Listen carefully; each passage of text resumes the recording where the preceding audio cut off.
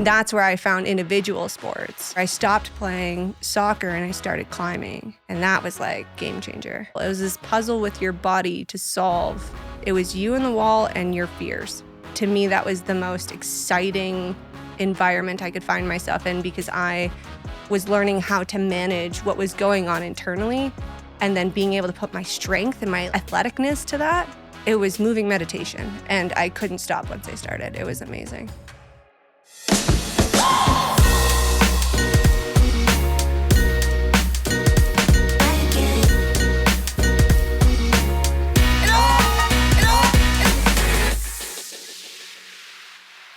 Welcome to the Calgary Sessions. This is episode number 134. I'm your host, Jeff Humphreys. Before we get into it, if you like this show or any other ones, I'm trying to get more exposure, so please share it.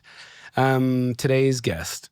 I don't even know where to start, like how it all happens and how all these like collisions happen. You might remember who did the introduction. I feel like I can't even, it starts with a G. I can't remember his name. Anyways. It was a nebulous Tech Thursday, Neo Financial meets the tech community introduction that came through LinkedIn. Yes, yeah, which we will shout out in the comments. Yes. Whoever introduced us. I don't want to say... Because we're both bad with names. Yeah, exactly. It starts with a G. I know that for sure. So anyways, we talked on Zoom once, and I was like, well, this will be a fun one, so please name and who you are. My name is Chloe Smith, and who I am an entrepreneur. I am an adrenaline junkie, and I'm a Calgarian, born and raised. It's funny watching your reaction to the question. You're like, who am I? But it's an interesting one to get it going. No, that's fair. I mean, I don't know. Some of our parts, I guess. Yeah. Yeah. And there's still a lot to be written about it. So yeah, especially right now, where you are and where you're going. Yeah, there's a lot to be written. Yeah. You've seen one of these at least, so you kind of know what's about to go down. Yeah. You watched Darcy Tour's episode, which was one of my recent favorites, just because of I knew nothing about his stories, so for him to kind of get into it with me was really cool. So yeah, I want to hear your story. So take it back, like wind it back to like where you grew up, how you grew up, your parents, I don't know if you got family, your work stuff, school, and we'll kind of like weave our way to where we are today, and we'll make sure to talk about CMAS. So which I love that you call it CMAS and I call it CM. So we'll shout out to Chris Gokert here, Diane Wilkins. But Di, speaking of, she listens to these. Oh, hell yeah. Which is awesome. Okay, sweet. And she's done an intro, or she was friends with one of the guests I had on recently. So fantastic. Di's name keeps on like popping up. See, all roads lead back to totally. CM. Totally. Okay, throw it back. Grew up in Shaughnessy, just outside of Fish Creek Park. So my background, I'm French Canadian. A lot of people think that I used to get asked all the time, where in Quebec are you from? I'm not. Little do people know, most of northern Saskatchewan and northern Alberta are French communities. And so my family comes from northern Saskatchewan. I hope I don't mess this up, but my grandfather won the Order of Canada for developing the French culture in the West. And so I come from a really large French Canadian family, and we all grew up within a 5-minute radius from one another. Amazing. I have 13 French cousins. We all went to school together, and we were born, I like to say we were born in pairs. It wasn't planned. I thought it wasn't planned. But we all have a pair that we were born in the same year with. So we had this kind of like instant friend group. Yep. And the fact that we all lived next to each other meant that we were a little insular, frankly. We just all hung out all the time, and were basically raised by a community of women, which was really neat. So we would always get shipped off to like our different aunts, based on who was working that day or whatever. I think about the summers, and I think about how, it was always like someone else was parenting us when, my mom was working, or when someone else's mom was working, we were at someone else's house. And, I got spanked by my aunts. I got yelled at by my aunts. It was really lovely. frankly. Um, Very nostalgic about it. yeah, when you that's like a different experience, right? Like to have Totally. that many, like that's a big family in a pretty small little area. It's a different way to grow up. It is. And it actually made it really difficult to make friends because you kind of had these people that were partly siblings, partly, partly friends, partly cousins Yep. that were always kind of in your vicinity. And so you didn't really have to try to find a place to belong because you always had like a group of people that no matter what, if it was your older cousins, and I'm saying older by like 1 or 2 years or younger by 1 or 2 years, you would always find yourself in a place where, you were getting along with someone. And so you never really had to go far for, a friend or someone to do something with, which, I would say made it actually really hard to make friends and made it hard to make friends as an adult. I still spend a heck of a lot of time with my cousins. And I'm thinking right now about, potentially moving to a different city. And I'm thinking, do I even have the skill set on how to a good friend of mine said, water plants, nurture other relationships outside of my what is a fairly easy friend group to maintain. Yeah. That French Canadian background. Yeah. Like you led with it. Yeah. Is it like how does it fit into your world? Was it always a driver? Did you always know it was just like a strong background, or like how did that kind of work into your life early? I did not get to speak English at home. I grew up speaking French. My dad had to learn it. I couldn't speak to my mother in English until I was in grade 10, and I think I forced it. Wow. Because I was like, something's got to give here. Well, and you're grade 10. Exactly. There's a lot going on. So, for the longest time, and I think oh my gosh, I give my mom props for that because living in a relatively English dominant culture and community is really challenging. Especially as we got into school and we started seeing other kids speak English. I mean, at the school I went to though, if we spoke English outside at recess, we would get punished. No way. Right? So it was something that was just kind of like truly enforced everywhere we were, whether it was with my aunts at their houses or at my house, like wherever it was, we were always speaking French. So that, and across the cousin group as well, until we started speaking English to one another. Yeah.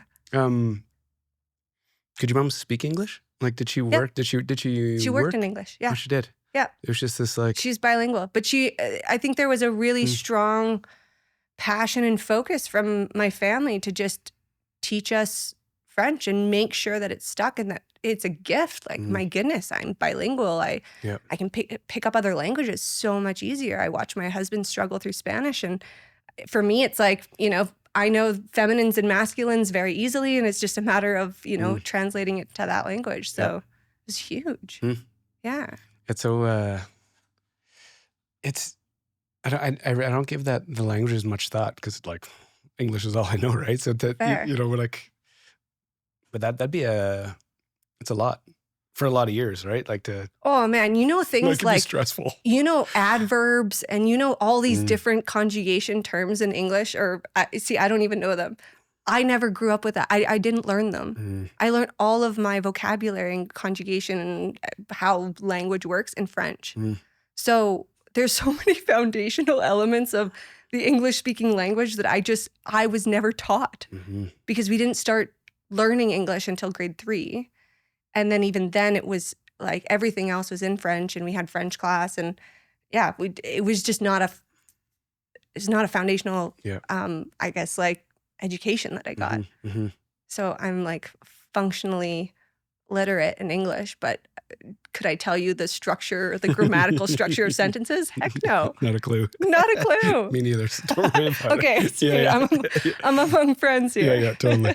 So what were you guys into? Like as youngsters, like what was occupying your time? So we got into sports early and then got into music. So we had to pick a Sorry, do you have siblings? I do. I have an older brother. Okay. Yeah. And that's a story. Great. Yeah, no, we had to pick an instrument. I had a piano teacher that lived in the same cul-de-sac, so we learned piano. Yeah, The same story. right? Like literally in the cul-de-sac, I Yes. had to go learn piano. Yes. And then you went to that person's basement and they taught you all the things. Mm-hmm. And yeah, I graduated in that basement. It was fantastic. Like how many years did you play the piano? Oh, I did. Well, I revolted when we started getting into testing. I don't know what you call it, but basically where you have to do your exams. The pressure was too intense. I remember going down, I think it was on 10th Street. There's beautiful blue, I don't remember what brand it was, but this was like deep blue sparkly piano that we played. And I remember everyone sitting in chairs, and I remember having to be in like black pants and a white button-up shirt.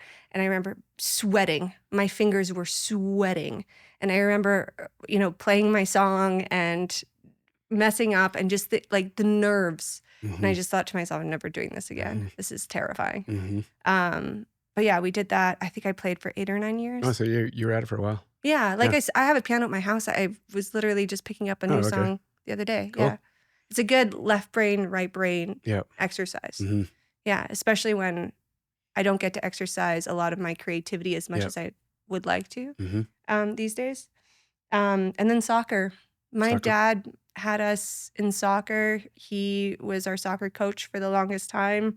He started playing because we started becoming better players than he could coach. So he started playing himself, and then I played soccer for 12 years. Yep. I ran multiple 10Ks. I hiked mountains. I backpacked. I learned how to deal with all my own gear. Like early. Like very early, yeah.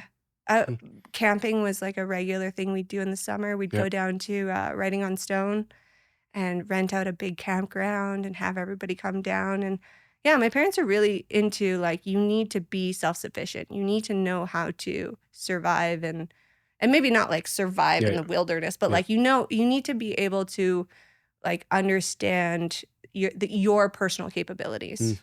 And then from there, you can apply that to the world. Did they, like, were they just exposing, did they have interests? Like, were they interested in like mountaineering and backpacking and Heck yeah. camping and like, they were just exposing you to these interests that they had? Absolutely. I mean, like, I've got so many friends now that are rock climbers that desperately want their children to just love it so that they can go to the gym all the time or go climbing outside. But yeah, absolutely. My parents grew up backpacking, and they were the ones that introduced it to their friends. And so they would build, they had their community of friends that loved to do it. And then they all started having kids. So like, why not bring all your kids into that? It was a great way for them probably to continue doing it while having kids. Yeah. Was it like every weekend there was an adventure? Or like, what did it look like? No, they were really planned. I remember, I would love planning trips with my dad. We would go to Mech, and I'd get to pick out the freeze-dried food we were going to eat. No way. And then I would be like, we'd be hiking, and I'd be like, that eggs Florentine's going to be amazing. And then, the first nights you get to have Ichiban, and we'd never get to have Ichiban at my house. We'd always have it at my aunt's house, but it was like a treat if we could have it. So, it was those types of things. They would typically be like, we pull out the topo maps, figure out where we're going, and all stuff that we don't know how to do now. But, and we would plan out a trek, And the very first time we did a big one, we did, I think we did Takaka Falls through to Emerald Lake. And I remember it being, it was hard. And we didn't even do long days, but I think we did 3 or 4 nights. Okay. And I remember they had planned it so that the first day we would hike in, and we would have like a day where we could just kind of tour around and just do some hikes around, because they knew the kids were going to be exhausted. And I think I was like 7 or 8. You're little. And then we would make it to the next camp.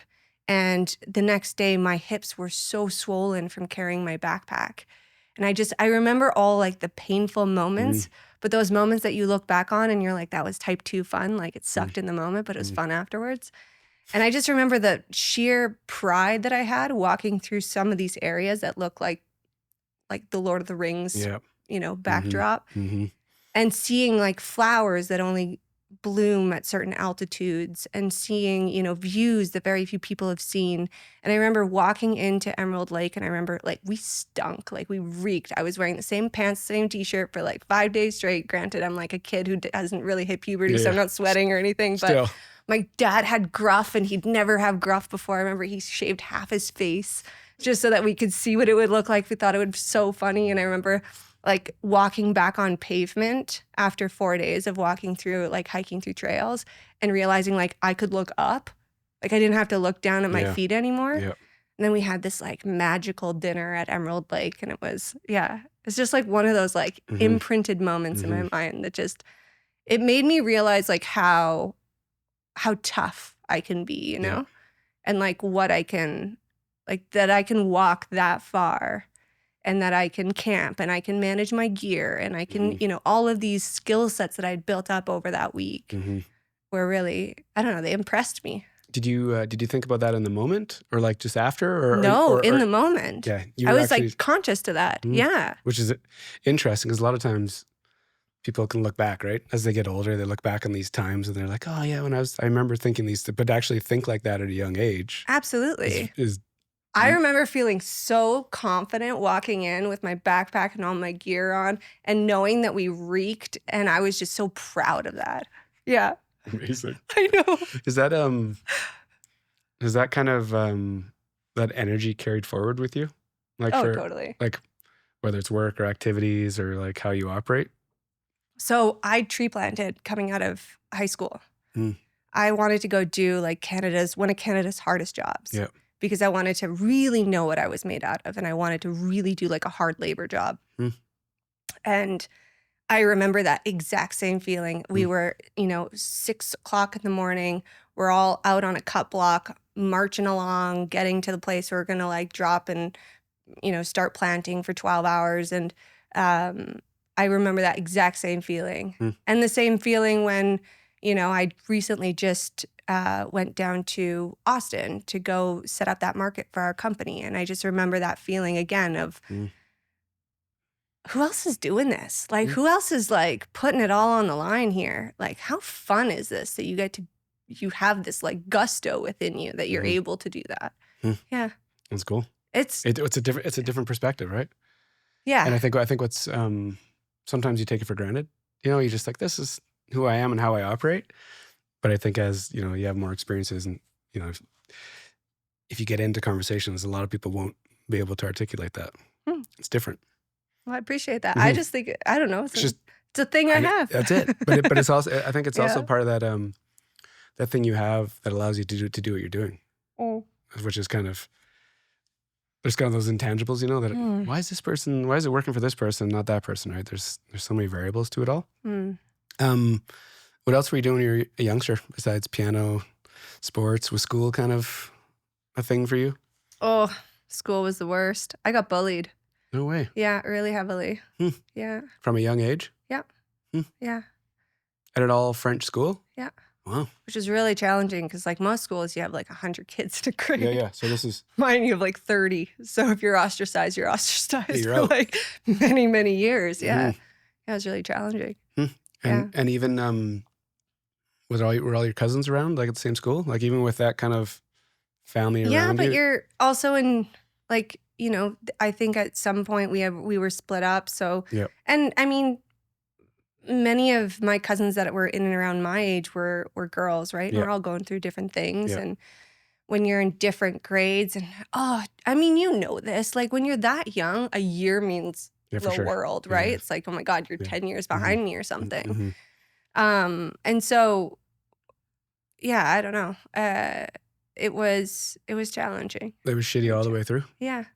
Yeah. Like from to grade 9 to grade 12, like... I actually switched schools. So I was at that school until grade 9. Yep. And that was all French. And then I went to an English high school. That was an interesting experience because like now you're on your own. I didn't realize what I had until I didn't have it, which was literally like 10 other kids in the school that I always knew. So there was never like a lunch alone or anything like that. And then all of a sudden you get thrusted into this high school where all these kids went to school together because they're all from the neighborhood. Mm-hmm. And you're going, okay, where do I fit in this food chain? Mm-hmm. And so, yeah, but I mean, I don't know about you, but my experience going through school was very much like, why did no one kind of grab me and shake me and be like, this is what the real world looks like and operates like? And it would be wise for you to spend your time learning about what that future is going to look like instead of worrying about all the nonsense that's going on like the day to day. No one gave me that perspective until I found it on my own in like many years later. Yeah. I don't know if we're equipped to handle that perspective at a young age. And that's, yeah. Maybe. Yeah. Like it'd be easier. If someone could give you some context at that age, be like, listen. If you applied yourself and got a skill right now. Well, or even like know this is temporary. Yeah. And know that what's happening, is going to change in the future. So I think I was given that line more than anything else. But I wasn't being like introduced to like, oh, I would have loved to learn about economics. And I would have loved to learn about like money management. And it's funny because my husband and I have this conversation often. And we're like, okay, but there was a class called COM, Career and Life Management. And we all just like slept through it. Mailed it in. They did try and teach us, but we weren't interested. But then it's like, then you think about those teachers trying to teach that class. Yeah, that's true. And all the students are like zoned out. So can they really get into the weeds and teach us these life skills? Yeah. Probably not. Probably not. But bless them for trying. Totally. Like, when I think about being in that environment, because school was, I didn't get how was it for you? I didn't get bullied, but I was a really horrible student. Like, 47 and math 20 and like horrible. Oh, dude, I took Chem 30 twice and I got exactly the same grade, 67%. I would have been happy with 67. My parents would have been jacked. Oh, really? Okay. Oh, yeah. So all right. This is like, it's a different level of like poor performance. Yeah, I think it's for me. Back then there wasn't a path for creative people, and even to say the word creative or like having creativity wasn't really a thing back then. So that was kind of the weird thing for me, trying to figure that out. Like I was being pushed to do these traditional things where I wasn't smart enough to get into the classes and didn't feel right. What was your outlet then? Sport. Yeah. Yeah. Did that give you that creative outlet, or it's like the DJing came about? Yeah, it was later. Yeah. The creativity thing didn't really kind of start showing itself till a lot later.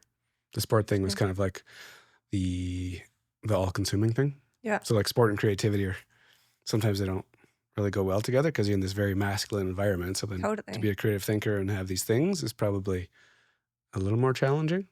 So mine was sport first. That gave me this sense of accomplishment. And then as that ends, then you're kind of look for something else, and that's when the creative things started to happen. And did you find yourself in that? Like, was it a moment of like, this is what I had been missing? You're just in it. It's like this evolution of going forward. Like, yeah. I think that idea of, if you're not going forward, you're going backwards. So I think it's just like moving forward. Like, and for me, it's just like feelings. Now's the time to do something. Then you try these things and something sticks and you move forward. I wish I could like pen out a blueprint of like order of operations of like, if you notice this, do this, just like a choose your own adventure. That's very like regimented, but it's so random. I will say though that all of the hardship at that young age did give me an amazing insight into mindfulness for the future. So I dealt with quite a bit of, and I would be curious if you did as well, as you were kind of finding yourself through sport and then through creativity, but like a lot of mental health. And I started to recognize that like depression, anxiety were all things that were going to live with me throughout my years, right? And that got me into counseling and therapy at an early age. And that snowballed into a heck of a lot of self-understanding and growth that I don't think I would have gotten had I not been in a challenging environment at that young age and like really coming to the end of my rope and seeking out like solid help and consistent help. Yeah, I think I don't... Sorry, I don't know why that took a real dark turn. I know, I don't think it's... I don't think you have to. It's unfortunate you have to go down that kind of dark path to figure out these lessons. Totally. That's a tough way to go about it. Yeah. But you can look back now and say these things. That's a pretty big win. Like to. Well, and I'm just thinking like your sports too, like being in a really masculine environment and then finding creativity and how that also allows you to commune a little bit more with your emotion. Yeah, totally. Yeah, the music thing for me was really interesting because it kind of like calmed me down. I bet. I bet. It was like run hot for a lot of years, and the music thing actually calmed me down. And it just turns this. Just like something clicked, and I was like, yeah, it's gonna like mellow me out. Yeah, which is kind of interesting. So similar then. Yeah. All that kind of, I don't know, meandering in an area that wasn't fitting me really well kind of turned the noise down. Yeah. That's where I found individual sports. And that's where I stopped playing soccer and I started climbing. And that was like game changer. That turned, and what was your first experience with it? Like an indoor climbing wall, or were you outside somewhere? No, I was indoors. I was indoors and I had just gone through like a terrible breakup. And how old are you ish at this time? I was, This like high school? No. Before? This would have been, this was after. This was like maybe first year university. Yeah. And I was in this like yes person phase. And I was saying yes to everything. And I was sitting at the, big life events tend to happen at music venues for me, apparently. Oh, really? Yeah. I was sitting at the Ironwood in Inglewood. And across the table was, I think now, the city planner of Canmore. And he was dating my cousin at the time. And he had said, you should come climbing with us. And I was like, whatever that is, yes, sure. And, you think this is like the birthday party thing that you do. 18 years later, I still climb and I love it. And it's such a safe space for getting scared and a good place for me to just like shake me out of my shit, I guess. Yep. But it was this puzzle. It was this puzzle with your body to solve. And it was you and the wall and your fears. And to me, that was the most exciting environment I could find myself in because I was learning how to manage what was going on internally and then being able to put my strength and my my athleticness to that. Yep. It was moving meditation and I couldn't stop once I started. It was amazing. Did you know like the very first time you went up the wall that this is my thing? Yeah. I know exactly where we were. I know exactly what climb it was. Like it's ingrained. Yeah. Yeah. It's very rare to find that. Totally. Just for saying yes to something randomly. I know. But those are the things when you stop like fighting it and you just start flowing. Yeah. Things kind of come at you. And if you're receptive and open to it, it's always, for me at least, it's typically pans out. Yeah. Yeah. Was there another musical venue before that one that kind of put you on a path? Or was music? So I met my now husband in the basement of the Palomino. Because it just so happens that he was good friends with a family friend of ours who climbs. They're at the climbing gym together. He's like, you should come down to my friend's gig. It was my cousins. They were in a bluegrass band. Back to the cousins. Right? There's been this common theme in these stories. I know. My cousins. I know. They just shaped my life. You're right. I didn't even think about I'm it. listening. But yeah, and that's where, well, here's another cousin. He was my cousin's ex-boyfriend at the time. So yeah, there you go. They just brought all the people into my life. So funny. Coming out of high school, did you have an idea what you wanted to do? Like, did you have was like university like a predetermined path, or was there something going on? No. I knew it was probably smart for me to go to university.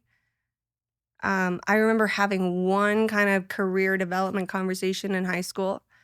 And then my dad came home one day. This set the course of my life, or at least my adult career. My dad came home after having talked to the waitress that he had met while dining with my mom at a restaurant here in Calgary. And he asked her what he was going to school for, or what she was going to school for, because she reminded, him of me. And she said, public relations at Mount Royal. And he was like, you talk a lot. you might like public relations. That was it. So I went and applied. No way. Yes. Because you had no idea what else you were going to do? I had no idea what else was out there. Mm. I came from a family where my dad was an engineer and my mom was a nurse. Yep.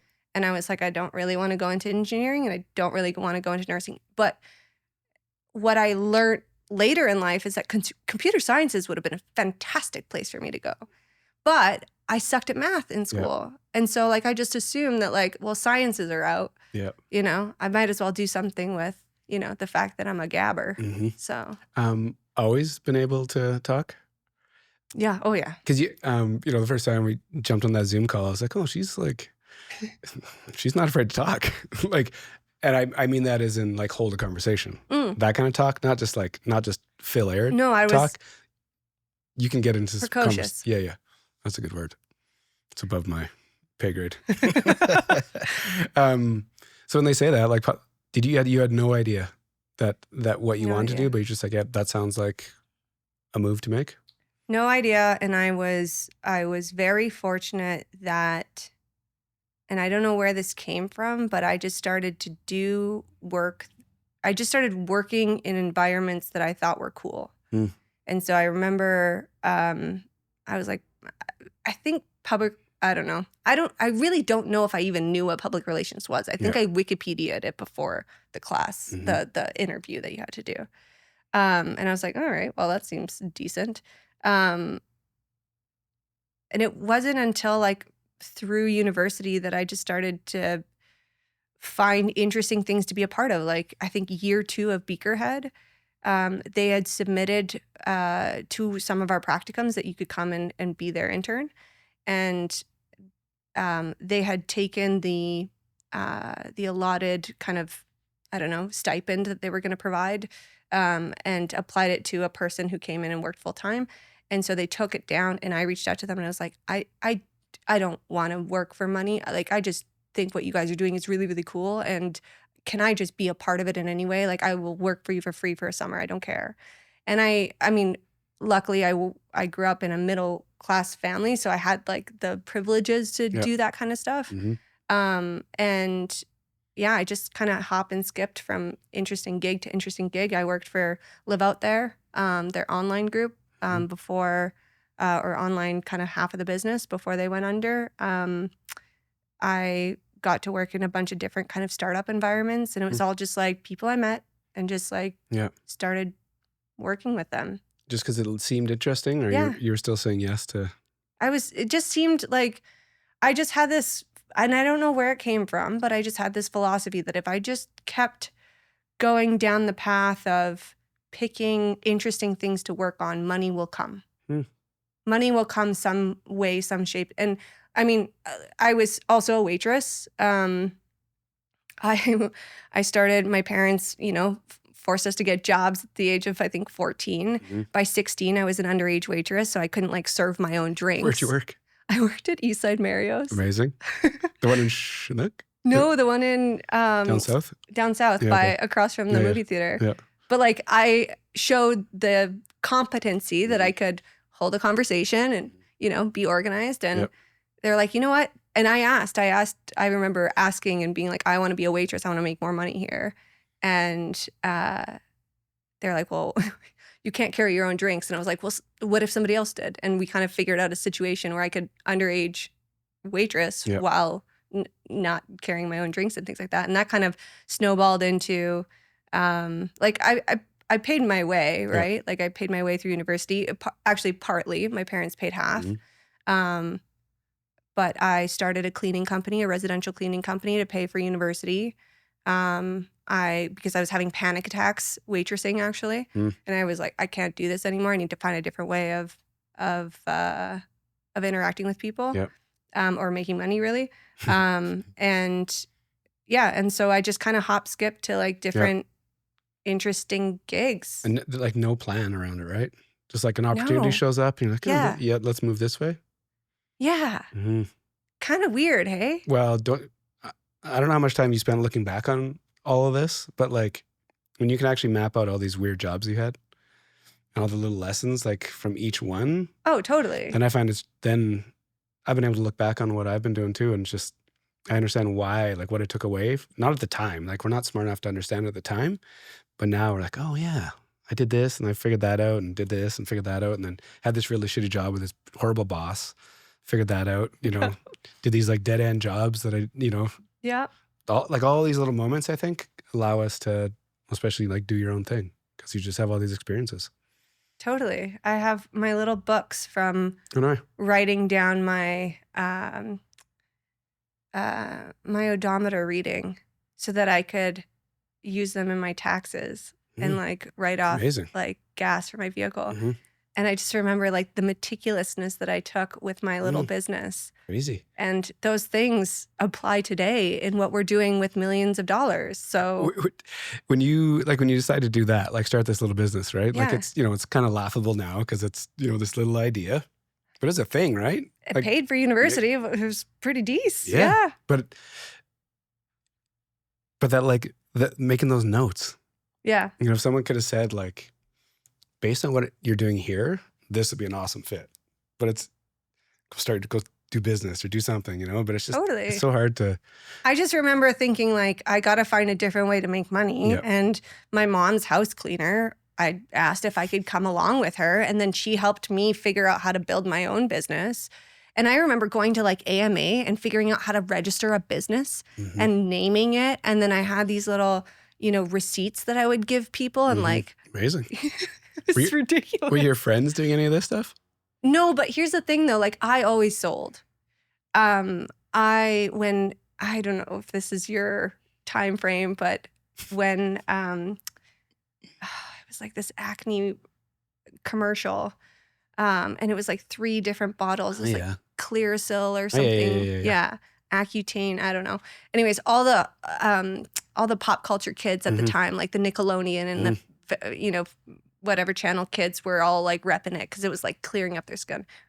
So I made my own version and I sold it in my locker, and I had gone to the dollar store and I bought like cute little jars, and I'm selling like yogurt, oatmeal, honey, like just nonsense that I've come up with. But I'm like, it's going to clear your skin, and I'd sell it out of my locker. Yeah.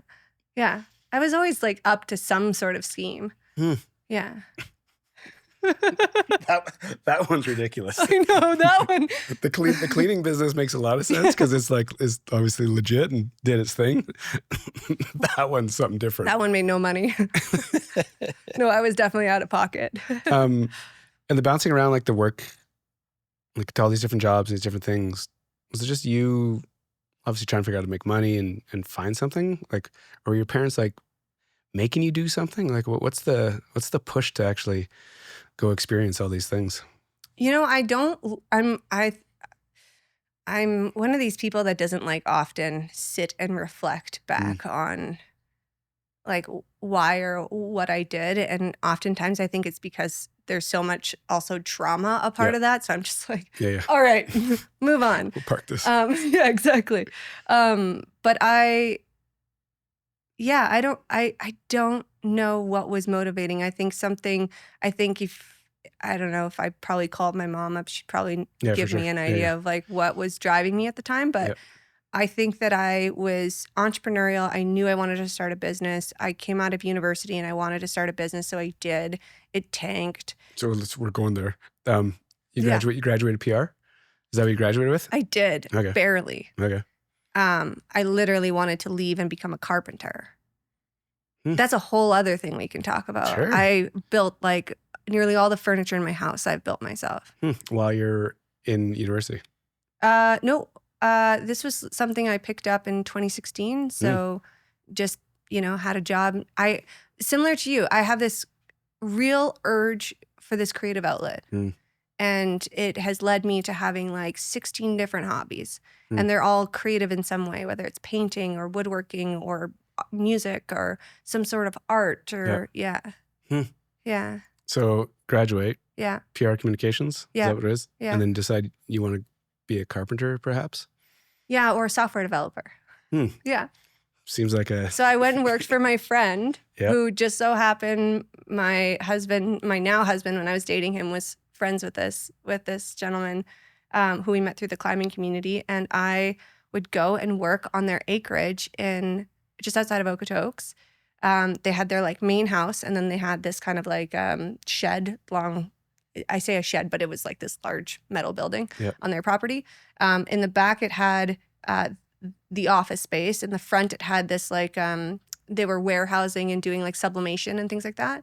And they would pay me in like eggs and fruit from the garden and vegetables from the garden. Yeah. And I would just like, because I was interested in their business, and I was like, all right, let's figure out how to make a startup happen. Like you were thinking about that? Yeah, I think so at the time. Yeah. And you snuck it in before. You're like, I knew I wanted to start a business or like start my own. Yeah. When did that like start entering into your mind? Oh, I guess from the I spoke to Kevin business? O'Leary. Oh my goodness, this is embarrassing, and I don't think many people have. If anyone had ever listened to that one dial-in, they had Kevin O'Leary on CBC radio. I'm in third year university, sitting outside in the grass because I had to like leave a classroom. My dad texted me really fast. Kevin O'Leary's on CBC. You got to call in. And I call in, and I was flubbering and all over. And I basically asked Kevin O'Leary, I said, and in all this flubber, I asked him, should I leave university to start a business? And he goes, no.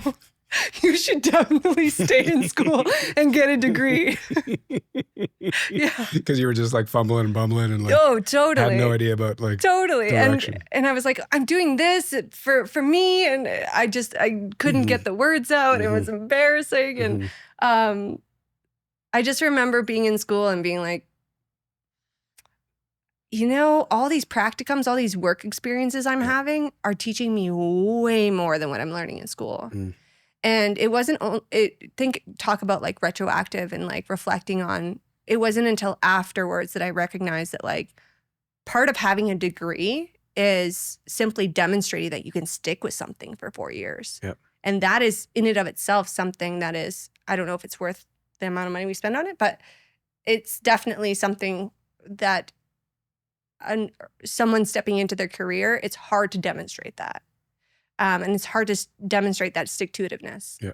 And so that's really what I got out of it. And then it just so happened that like the one class I didn't pay attention to ends up becoming my entire career, minor detail. Random things. Yeah. So after that, after the kind of woodworking, then where do you move to? Well, so I came out of university and I went into agriculture marketing. And that was this like meandering detour because I don't think at the time they had the funds to hire me. So I would work there kind of, a couple hours a day, but I would stay there and I would take Google Analytics courses because I recognized we were building websites. And I thought to myself, well, like, why not be able to track and measure and demonstrate the impact of what we're building? Prior work experiences had taught me a lot of Excel. And so they kept giving me these like little Excel projects. Like, can you structure this in Excel, so on and so forth. And that kind of snowballed into helping to develop an analytics department. And it was the first time they'd ever have something like that. And so for me, that was exciting. Like, talk about finding your passion. All of a sudden, like, user behavior creeping people's data became the most exciting thing for me because you could watch users use something that you built and then figure out like, okay, if I changed it this way, do they have a different behavior? Or if I do this, do they have a different behavior? And that kind of evolved into this, well, what other data is out there? How do we collect this? How do you understand it? And that fed a fire that I didn't know I had within me. And that's what, when I look back at university, I think about, wow, I would have been great at computer science because the logic behind that makes a lot of sense to me. It's not necessarily like math and calculus and all those things. The analytics piece is like a dark science, right? Like it's totally so much data, it can be twisted and turned and misinterpreted. Yeah, but it can be a big driver when it's done properly. Yeah, absolutely. Once you kind of figured this out, like, were you surprised that this thing existed that was gonna like fill you up and like fuel you? No, because I was a why kid. I always asked why, and I wanted to understand like how things were made and how they were like the components and how they came to be. Like, My parents would often, the amount of concoctions I made before anyone woke up in the morning was dangerous. And like, I remember a girlfriend of mine had left an EpiPen at my house. And it was this thing that I'd found, and I was, trying to shake the bottle, and I could hear something rattle. I'm trying to take it apart, and I'm smashing. All of a sudden, the needle goes through my hand. My thumb goes all white. I'm got like full of adrenaline. Like, I was always trying to break things apart to understand how did the pieces work so that I could build it back together, or use that knowledge to build something new. And that, now that, reflecting on why that opened up such a door to me, or for me, I think it was just like, that's a nature thing that I have. Yeah. Is understanding. Yeah. Did you, when you kind of find that job, like you're working for somebody and it's like it all clicks. You're like, oh, finally I found my spot. Like this feels like a thing that I'm going to do. Are you good with that for a while? Or is this the idea of doing your own thing, like still rolling around? Like, where's that? And the reason I'm asking is because if I'm like 5 years into my thing, when I think about some of the jobs I've had, when I'm in a good spot, that voice kind of got quiet. Like, do your own thing got quiet because I was kind of accomplishing something, or I felt excited about this thing that I was up to. Yeah. And got quiet. And then the minute I was like, restless again. Yeah, then all of a sudden it got louder. When you found this thing, was it?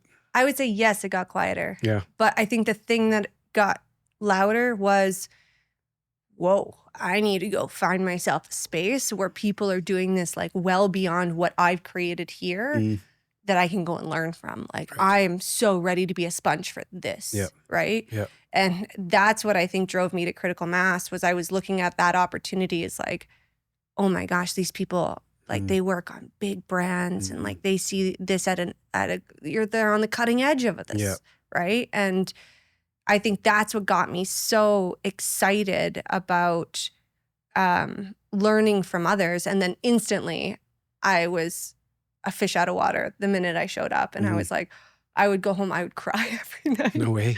Oh, I was so like, I came from an environment where I had effectively, with myself and my senior leader, had built this department. You're top of the chain. Totally. And I go into an environment where, like, not to mention, I don't know your stint at Critical Mass, but man, when I showed up, like, everyone is so good looking and everyone's got their shit together, and at least it seems from the outside, and everyone's got like this amazing, like, it's just this amazing like culture, and like everyone's got swagger, and I show up and I'm like, oh my God, I'm not at the top of the food chain anymore, and I might actually suck at this. Like, I know nothing. And I'm getting yelled at in meetings, and I'm like kind of deer in the headlights, and like, it's intimidating. Well, but also very much what CM breeds in, breeds out, right? Like, I think what an incredible environment to get tossed into the flames and like tossed into the deep end and asked to swim, right? Like, I learned so much so fast. And it was like sink or swim, and you're going to learn or you're not going to learn. And we're going to find out within the next, like, handful of weeks here. So I grabbed it, but I was definitely like, the little person inside of me was like coming home and crying and being like, I don't know if I'm good enough for this. Which is, it's that place for me. Like, I was there early, like, employee 147 or 143, whatever it was. But even back then, like walking into Critical Mass back then, like there were some of the most talented web designers around, and me being a nobody and not that talented, you're like, well, if this is the level, I'm fucked. Exactly. So I'm going to stay here till they figure it out, and then I'm out of it, and then I'll be asked to leave. So that was my approach. Yeah. And then being so young too, I was like, oh, I'm getting paid to go hang out with these people. Yeah. Get breakfast. Yeah. And sure, I'll do this for a while. Them. Yeah. So it's interesting talking to old CMAS people. I'm still connected to a bunch of them. Yeah. And actually last week, I went out to Bragg Creek, and this guy, Rob Sawchuk, Colin Chevrier, and Jeff McKenzie. These are like 3 OG CMAS guys. Like, this is going back to 99. Nice. And all 3 of them had like an open jam night out in Bragg Creek. Sweet. So it's like That's the amazing. CMAS circle just continues to. Well, and the type of people that they bring in, not to like fangirl, but like the type of people that they bring in, I always kind of split them into two groups. There's the entrepreneur types that are definitely like there and they will leave and they will start and build their own thing. But then there's the folks that come in that are the lifers. Yeah, But for sure. no matter what, every single person there has some like real crazy unique skill outside of work. Mm-hmm. And I remember like we used to trade furniture. Like someone would like paint up your skateboard and you would make them like a side table. Like that was like my co-founder's story. It was just so many, like I remember I met my co-founder because in my introductory email, I had said at the very bottom, I said, I reupholster furniture as like a weird hobby. And an hour later, he's sitting like right next to me. He's going, okay, let's talk leathers. Have you ever done a leather bench before? And so it was just this kind of, it was this ecosystem, like work hard, but then your play hard was just creativity, like a different outlet. Mm-hmm. Yeah. It's an interesting place. Obviously changed a lot over the years. Yeah, fair. And will continue to change, right? It's an ever evolving culture. Yeah. Like especially with what you're up to now, I feel like there's a chance if all goes to whatever plan, or there'll be a chance that somebody from a CMAS circle is going to walk through your front door and be like, either going to work for you or do something, I think it's going to be all of that connected, which will. They already have, which is amazing. Yeah. So it's so cool. Yeah. It's, I don't know why it is. Maybe it's just like you said, the personalities, like the type of people. Like there are the go-getters. There are the people that love it there and will stay there forever, which is great. But yeah, there seems like it's kind of black. It's not black and white, but it's very apparent. Yeah. Who's going to do what. Is. Yeah. How long did you spend there? I think I did 3 really intense years. 3 years that felt like 10. Oh yeah, I jumped in. So jump in, right? Deer in the headlights, kind of learning my scope, my environment, starting to get a little, cockier, a little more confident in what my skills were. And then I took on a huge account, which I nosedived. And I remember I was 8 months in and I was being told, like, you won't have your credibility anymore. Like, no one trusts you. No one believes in you to be able to take on any work. And I was being, like, told this by my leadership, which was pretty, like, jarring. And I remember being at a town hall and thinking to myself, like, I could quit or I could show them. And I could show them what I'm made out of, because I know that I totally took a bite that was way too large for me to chew. But I could build this back up. And that is what afforded me the opportunity to then start working with Chris more closely, and Wilson more closely. Wilson was I think now he's like the VP of marketing science there, higher most likely, but really helped me build up my ability to think about a business within a business. And in fact, actually, that's kind of what I wanted to learn about. Is I wanted to learn about the business of, because I was seeing different studios pop up and they had their own P&Ls, right? And at the time, like, I didn't even know what the words P&L were about, but I knew that they were their own kind of businesses off of. Yeah.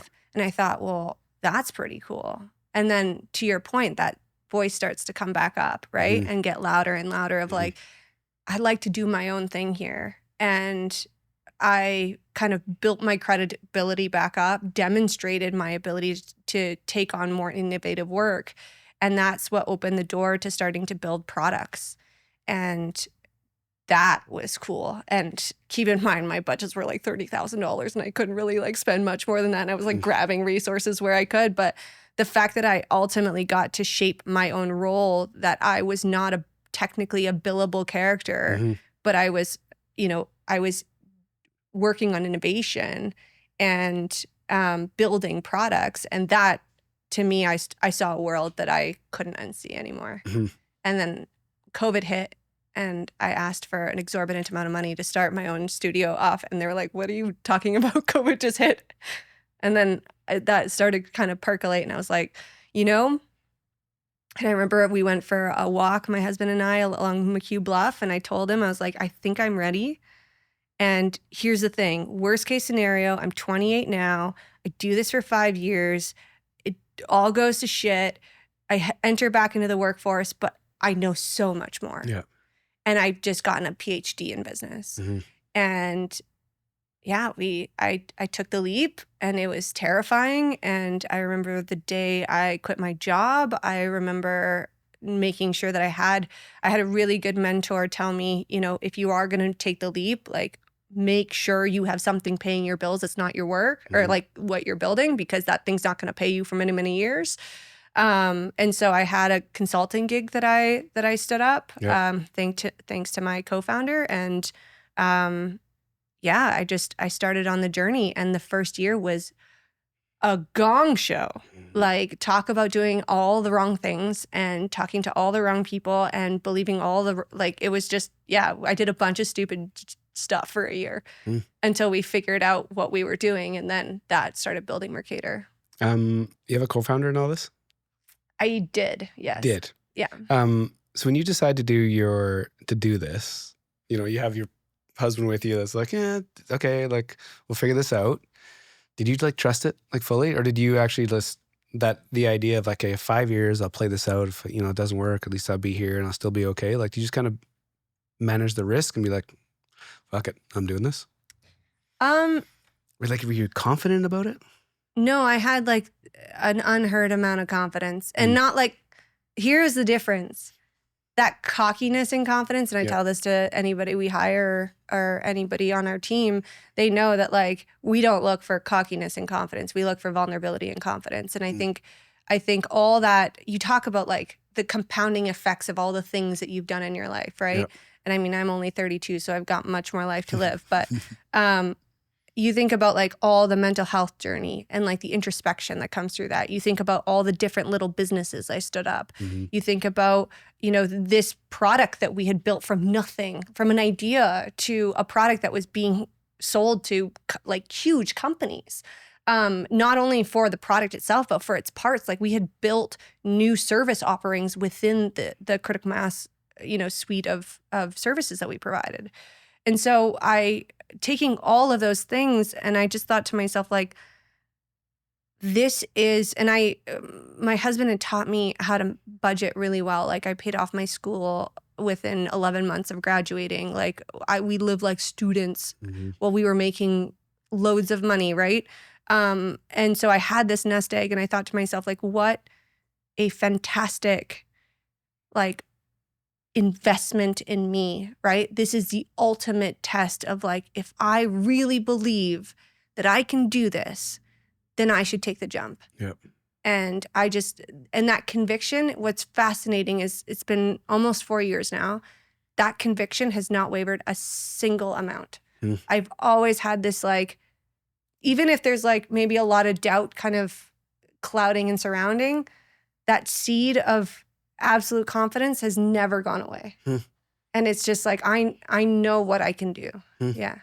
Why do you think you can say that? Why do you think it doesn't waver in 4 years? I think it's because of all the things I've done to push myself over the years.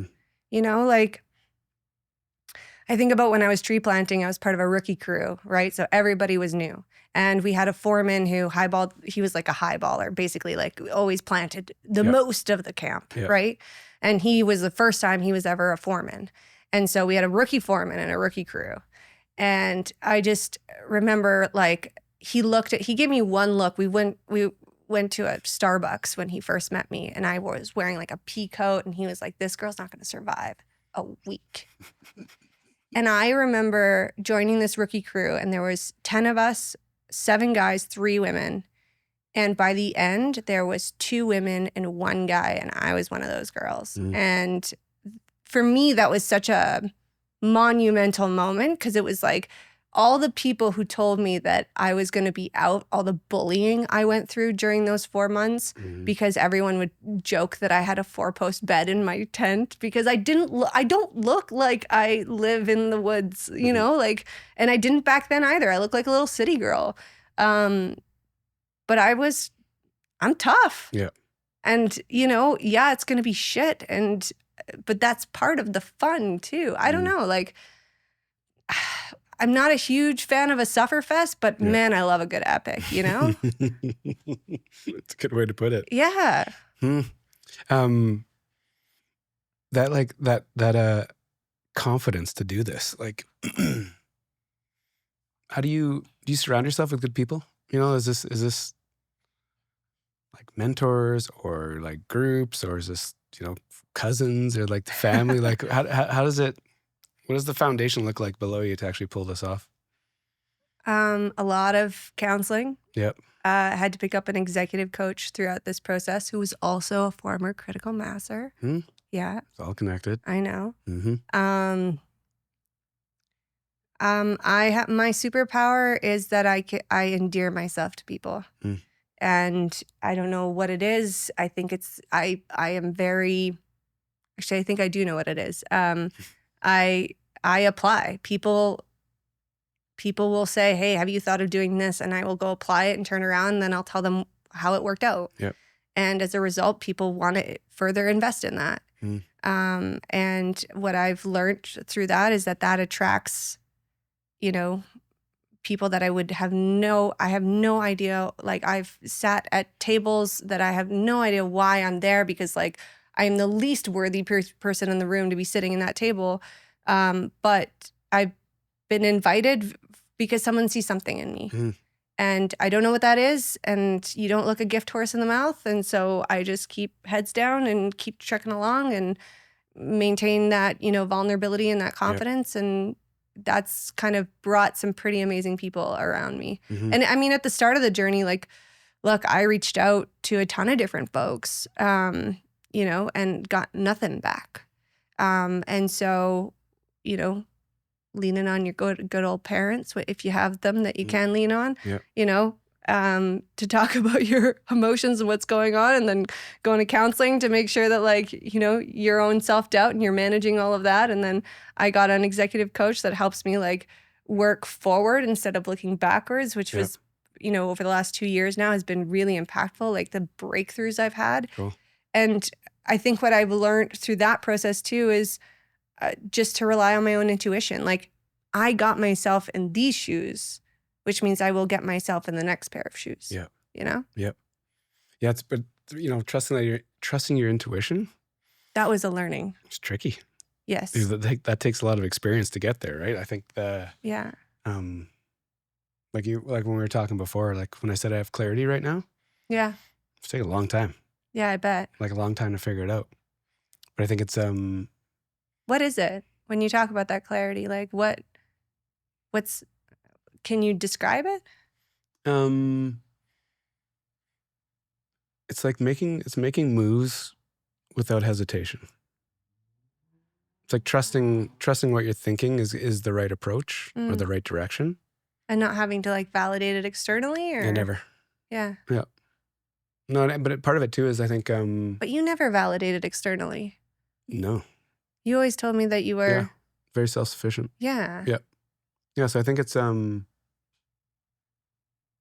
think there's different ways to handle it though. Some people might want to bounce it off other people. And for me, it's probably like jumping on my bike, riding, working out all the different situations, and then coming up with an answer by the time I get home.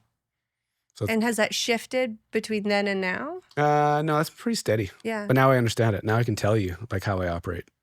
So like 4 years ago, I probably wouldn't have been able to say that. Yeah. This is what I'm clear because of this. Yeah. I wouldn't have known that. Now I can I think about it enough, or I talk to enough people that have similar experiences. I'm like, oh, that's why I do it. So it's not like I figured this all out myself. It's like when I get to talk to cool people, like they share their experiences. I'm like, oh yeah, I take a piece of that too. So it's I think the intuition piece is. I don't know how much I can ask about you, but I would love to understand how you operate. You would like, because there's no rules to this show. Okay, we get to do whatever we want. So how do you operate then? It's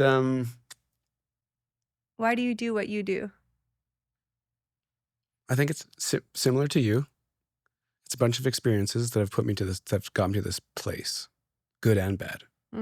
both like in work and in sport, and I think all these little experiences with this like little voice in my head, I think I see an opportunity, or what if I did this? Like in 2008, when I'm talking to my boss about, we need to create a new position called a social media manager. And he laughed me out of the room. That's awesome. So it's like that, right? Like Yeah. you have these little ideas that Yeah. that kind of that make sense. And then, you get to a point where like, fuck it, I have to listen to this thing. I have to do this thing. Mhm. So instead of in 2007, I should have probably started my own business. Now when I decided to do my thing, I was like, now's the time to do it. Yeah. So how do I operate the way I do? I think it's just because it's a bunch of experiences with confidence. I have this like inner confidence and this like ability to be self-reliant. So it's like this mix of all these things together that lets me operate this way.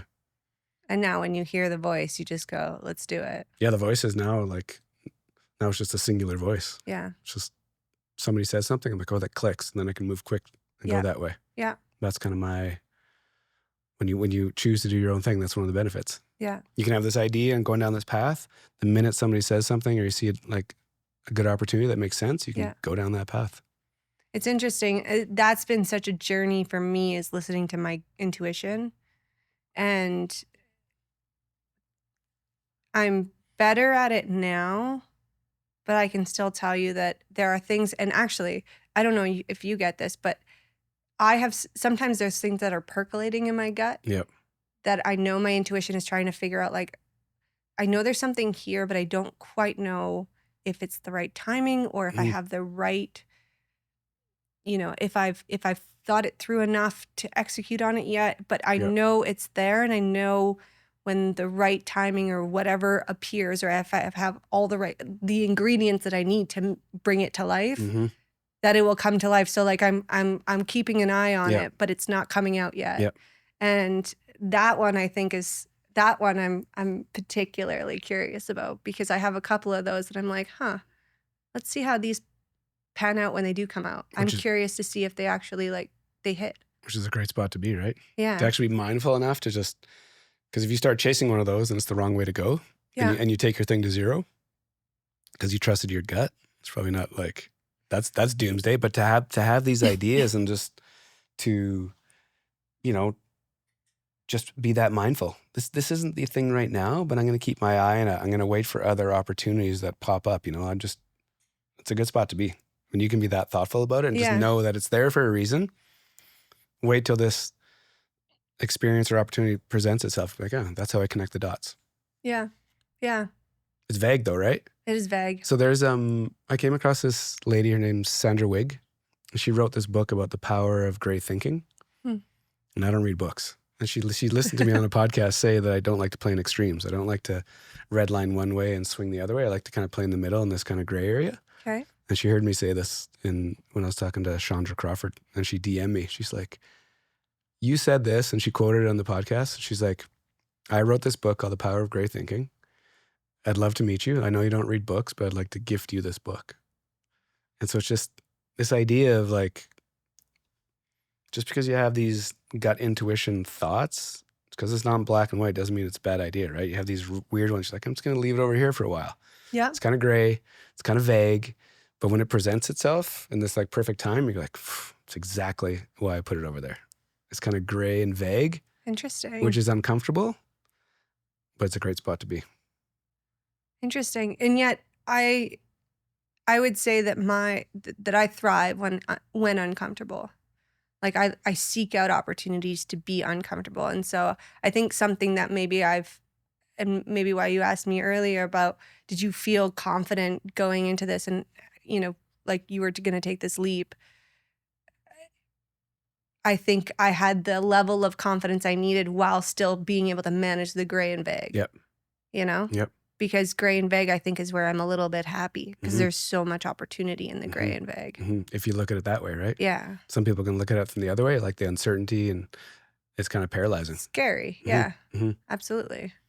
Yeah, I haven't read the book yet, so I can't really get. I was gonna say I can't give you any more thoughts around this, but I'm gonna read it in the next month or so. All right. Well, I'll pick it up from you too. Yeah, I promised her I would read this thing because It's a different approach. Yeah. I think what's interesting for me to catch you at this time, it's just listening to how you're thinking now and what you're trusting and the moves you're making. And then we fast forward this whole thing in 10 years and to actually hear, where these ideas led you.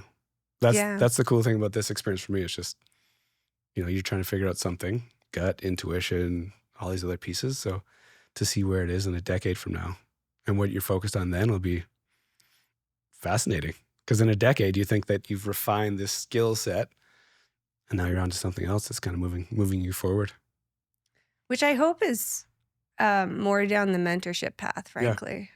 Yeah. And and why do you say that? Are you feeling that the power of mentorship right now in your life? No, but I have taken a different path and don't intend to have children. And for me, there's still that kind of instinct to share and, grow the next generation, but maybe not, specifically birth them. Yep. And so I just hope that there's some sort of, giving back element. This is totally random. Yeah. I think you should start a podcast. Potentially, yeah. I just feel like the way you're you're asking questions.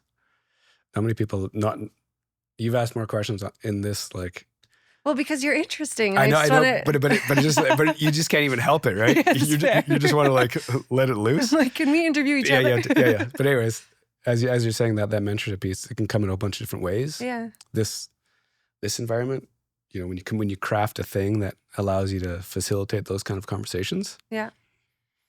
It's like you get a lot out of it. Boundless for how, the opportunities are whatever you want. They're endless. It's random. It's an interesting medium, yeah. It's random. Yeah. and totally obscure, but where do you think you're going to take it? You think more like group stuff or just one-on-one things, or how do you? So peer-to-peer support has been and this is something I talk about a fair bit, but peer-to-peer support's been the most impactful thing in my startup journey. And the faster you can learn that your investors don't have all the answers, and the faster you can learn that the people who are 6 to 8 to 12 months ahead of you are the people that have just walked in your shoes and can help you the most.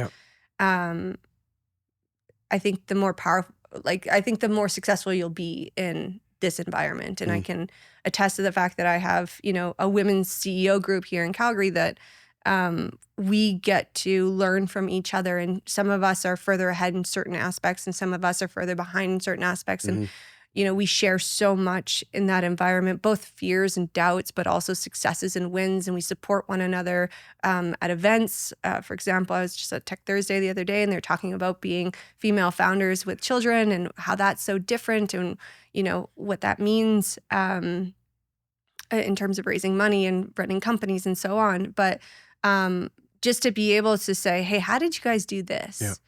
Or I'm struggling with this right now. Or, have you guys solved for this one? Or I'm about to hire this person. Do you have any best practice? All that kind of stuff has just been that's where the real meat is. And I really it dumbfounds me actually. The number of, and I find it's actually male founders. I'm do you have a support network? No, I have people I talk to. Yeah. No. A group you meet with on a consistent basis where you talk about what's great, what's coming up, and what's in the shits right now. And where you can be honest and open. And it's no, you don't get a lot of that. So that to me, I think is something I would love to bring in some capacity. I don't know what that looks like yet. And I don't know, I think just working with young kids and thinking about myself and how totally random my career experience has been, and not in a bad way, but just having someone who maybe saw the world from a greater vantage, maybe have that person be someone I could speak to at that age would have maybe put some things into perspective, someone who could see certain qualities in me that maybe could be nurtured. Not everybody gets that from their immediate family. And so can I be that play that role potentially. Cool. Yeah. Mm. I think Sounds that like would be a great lovely. idea. Yeah. Yeah. Like a powerful one. I think there's other ways in which you can be fulfilled and Mhm. it's not necessarily always motherhood. Yeah. And I would like to explore those. Cool. Yeah. Hmm. So maybe a hot take, but I love it. I got it on record. So There you it's go. like, so when you actually pull it off, I'll just dust this off and send it to you There in you X go. amount of time. Sweet. Thanks for doing this. Oh, thank you for having me. Yeah, it's been really cool. Yeah, it's been a pleasure. I end the show with one question. When I say Calgary, where's your head go? Fish Creek Park. Mm.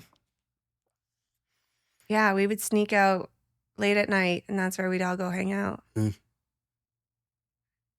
Yeah, I would say the wilderness that is our little Calgary. In your backyard. Yeah. Yeah, it's been really cool. It's cool to catch Thanks, you right. Jeff. It's cool to catch you right now. You're building something.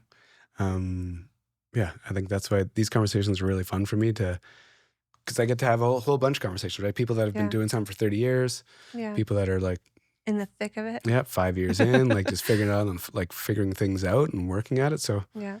yeah, I'm pumped. I wish I could remember his name. I feel bad I forget the intro. You know what? No, we like. He's in my LinkedIn, I know. Yeah, I know. I'm gonna shout him out. He's got a green shirt on his Yeah. LinkedIn picture. Like I know his could picture it face all. and Yeah, yeah. everything. Anyways, I'm glad it was done. Yeah, it's fun to connect with another sea master. Yeah. Yeah, it's gonna be fun to watch you do your thing. Thanks. So thanks for your time. Thank you for this. Thank you for producing these. My pleasure.